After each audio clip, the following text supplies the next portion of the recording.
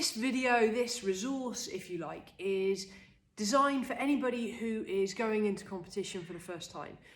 It can be quite a daunting experience, and I know it was a long time ago, but I remember very vividly going to my first competition. I didn't even know what snatch was. I'd been taught how to clean and jerk, and I learnt the snatch in the warm-up. And I remember going there thinking, I genuinely haven't got a clue what to expect. I don't know what the procedure is, and I just turned up. I turned up to compete, and I relied on other people giving me the right information at the right time to make sure that I was in the right place doing the right thing.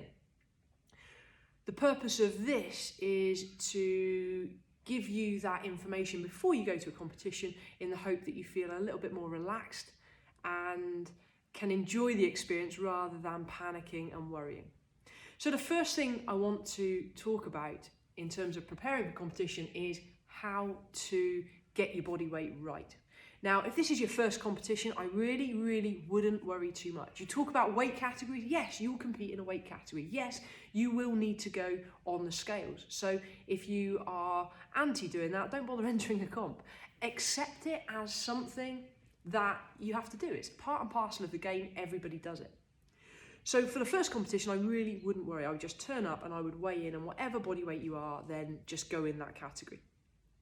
If you are a little bit more experienced watching this, and you are trying to make weight for a category, what that means is you normally train slightly over your weight category. So for me, let's say it was 63, it's now a 64 category, but as a 63 kilo lifter, I would train at 65, 66 kilo body weight. So I would have 2 or 3 kilos that I would need to drop by the time I got to the scales to make weight, to be in the right category.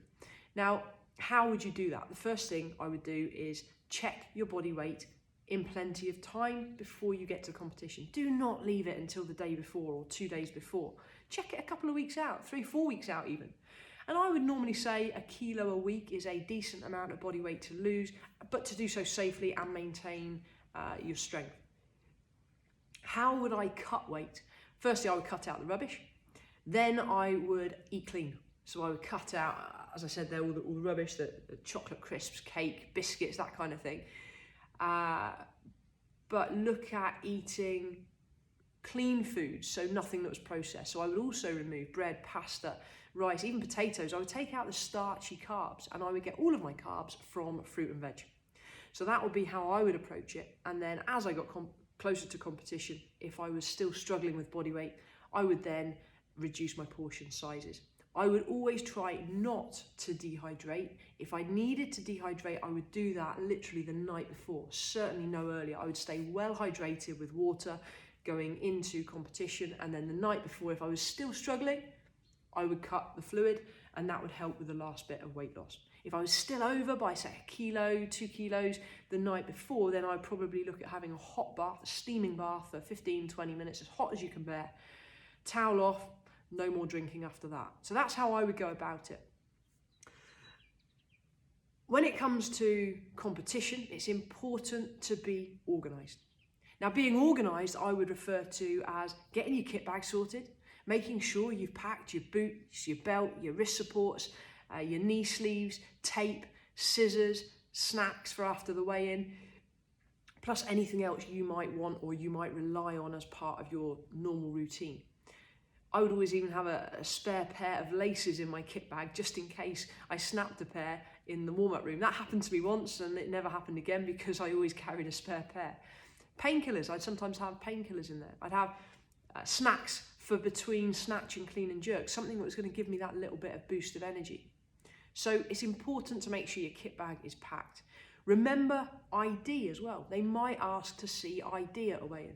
Passport would do, a driving licence would do. If you're younger, a birth certificate. And the reason they check that is just to make sure it is you, especially if this is your first competition, and to check your age. Sometimes if it's an age group competition, then they'll need to verify your age. So I would always have a photocopy of my birth certificate that I just kept in my kit bag. So be organised, have all of those things packed and ready to go, and then that's one stress out of the way. Let's look at arrival at competition. So normally, if a competition starts at, say, midday, for argument's sake, the weigh-in would take place 2 hours before that. So the weigh-in would be between 10 and 11.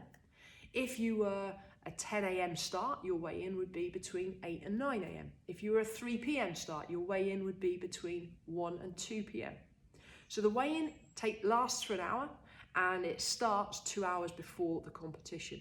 That said, depending on the level of competition you're competing in, if it's a lower level first competition, you may find that the officials will ask everybody to weigh in the morning, and then they just run the competition throughout the day. That is easier in terms of organising. It's a bit of a pain if you're going to be in one of the later categories in that day, especially if you've got to be there early to weigh in. So just be mindful of that. Find out what the routine is. Find out what or when the weigh-in is and when you're competing before, and I'm talking maybe a week before the competition, so you know exactly what time to expect to be lifting and weighing in. Finding out that kind of information, again, just takes the stress off you and takes away that extra worry. In terms of arriving at a competition, so let's say competition starts at midday and your weigh-in is between 10 and 11 a.m. Get there early. Okay, I've done it once where I took a lifter to a competition and we ended up on the wrong motorway. And by the time we realised and got back on the right road, we ended up missing the weigh-in, and that lifter had to compete as a guest. Gutted. What could I have done to prevent that? It's just plan that little bit of extra time into the journey.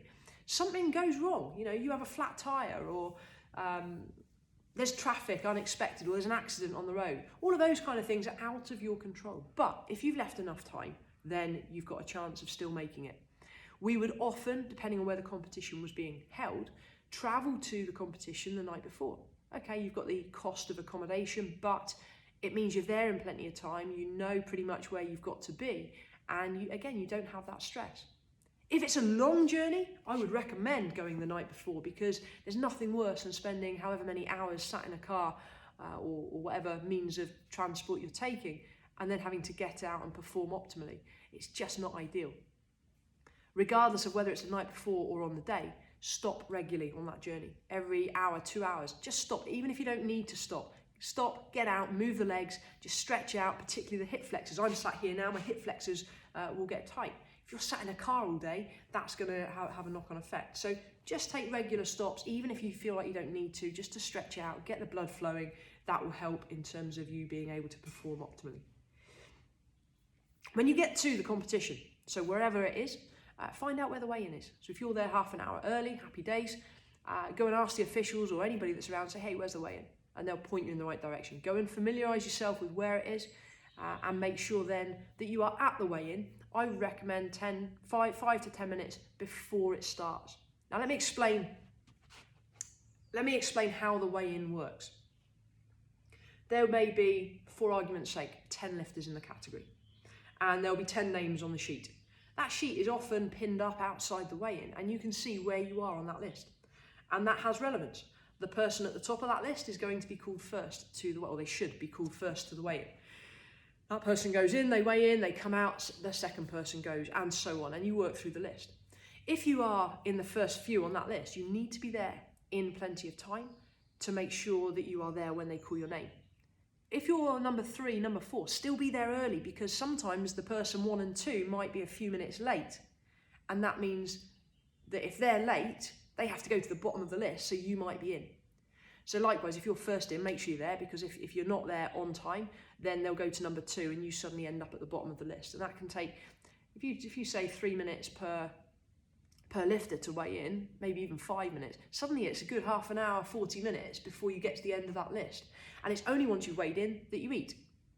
If it's your first competition, you may have had breakfast already, don't worry about it. If you're more experienced, and especially if you're making a weight category, then I would advise that you do not eat until after you've weighed in. If that weigh-in is later in the day, then you're going to need to make sure you're managing your body weight well, and that you're inside the category in the morning, so hopefully you can have a little bite to eat.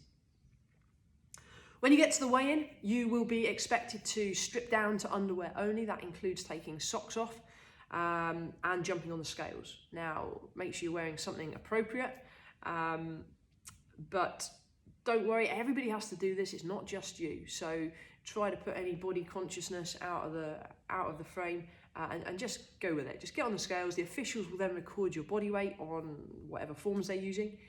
And it's at that point that you then nominate your opening snatch and opening clean and jerk. Know what those numbers are before you even get to the competition. Discuss it with your coach.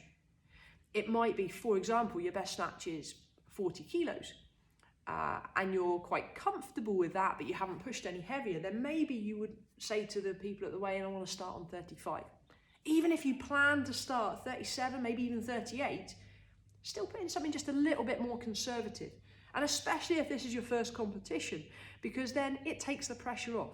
You go to the weigh-in shortly after, to the warm-up shortly after, and you warm up to say 35 and it feels great, then happy days, you can increase your starting weight. You can do that 2 times in the warm-up room. So what you nominate at the weigh-in is just a guide. Try and guesstimate fairly closely where you want to start, but it doesn't have to be the final weight. That can be changed in the warm-up room. What happens if you are overweight at the weigh-in? Well, if you are more than half a kilo overweight, I would probably suggest that you've ballsed up and you haven't managed your body weight well enough. If that's you, then suck it up, it is what it is. You probably have to compete in a heavier category. Hopefully you'll still be allowed to compete. If they say, oh no, you can't compete because you haven't made weight, then at least say to them, hey guys, come on, can I compete as a guest? Most officials would accommodate that. If you are a younger athlete, and by younger I'm talking under 16, you could probably push it for under 18s, and your lifter is over, and if you're the lifter and you're overweight, or if you're the parent or the coach of a lifter who is in that position, then argue it. Say, hey, this youngster's growing, okay, when we recorded the body weights when we entered them, who was to know they were going to grow this much? And they should not turn you away. That lifter should be able to go up a category. It's not right to ask a youngster to do it. If this youngster is experienced, I've had it before with my lifters, I would make them sweat it out. So let's go back to how much overweight. If you're more than half a kilo, I'd probably look at moving up a category. If you are within half a kilo, you've probably got a chance of making weight. Now, if you have been eating well and are already hydrated, then I would say wrap up in a bin liner. And by that I mean literally get yourself a black bin liner, cut a hole for the head, put your arms through so you're wearing a bin liner that is on the skin. Now put your clothes on top, get a woolly hat, get a jacket, even if it's in the middle of summer, and go for a run, go for a jog, go for a bike ride, something that is going to get your heart rate elevated to make you sweat. Go and do that for 20 minutes, half an hour, but don't kill yourself, don't go crazy because you need your energy still. It's not pleasant. When you come back, strip down, towel down. If you haven't got a towel, use your t-shirt, wipe off all the sweat, try and go to the loo again and then re-weigh. Hopefully you'd have sweated it out and you'd have lost fluid, which will make you lighter on the scales. If you are still over, you need to make an educated decision then. Is it doable to go again and lose a little bit more? Or do I need to accept that I'm not going to make it? That's your call. Some people will lose weight easier than others. So that is my advice when you go to a weigh-in in terms of preparing for a competition, getting to the weigh-in and getting through the first part. Once you've weighed in, you're now ready to compete.